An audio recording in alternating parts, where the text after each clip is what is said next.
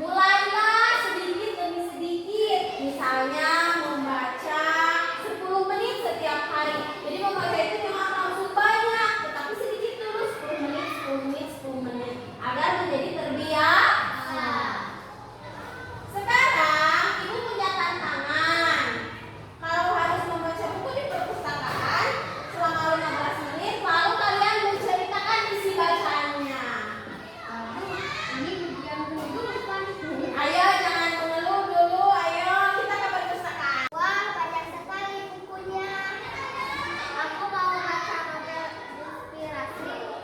Aku coba baca buku motivasi pelajar. Ternyata ada buku majalah olahraga.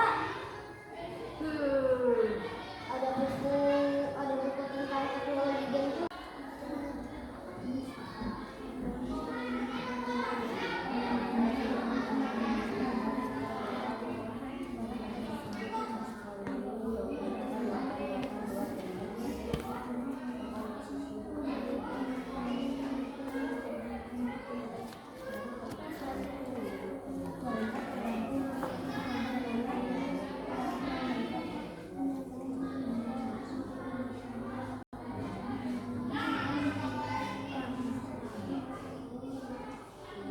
Sekarang ceritakan apa yang kalian baca.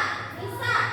Saya membaca kisah seorang anak desa yang sukses karena rajin belajar. Keren, Bayu.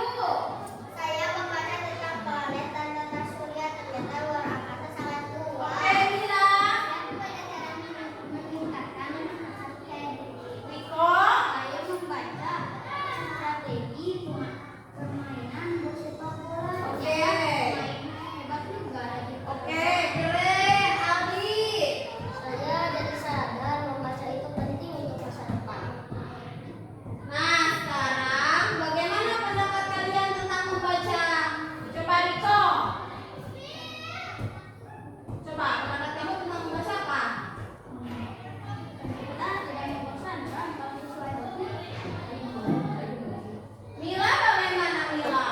Membaca membuat kita mendapatkan banyak pengetahuan baru Oke. Sekarang musik bagaimana?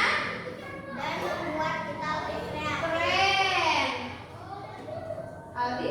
Saya jadi sadar bahwa membaca itu penting untuk masa depan. Nah, ibu senang kalian sudah memahami arti literasi. Ingat, membaca adalah jendela dunia. Dengan membaca kita bisa mengetahui banyak hal. Oke, keren. Dengan literasi kita bisa meraih cita-cita. Baiklah. Karena ilmu membuat kita maju. Oke. Mulai sekarang aku akan lebih sering membaca walaupun membaca. Aku juga mau mulai membaca setiap hari. Bagus sekali. Mari kita biasakan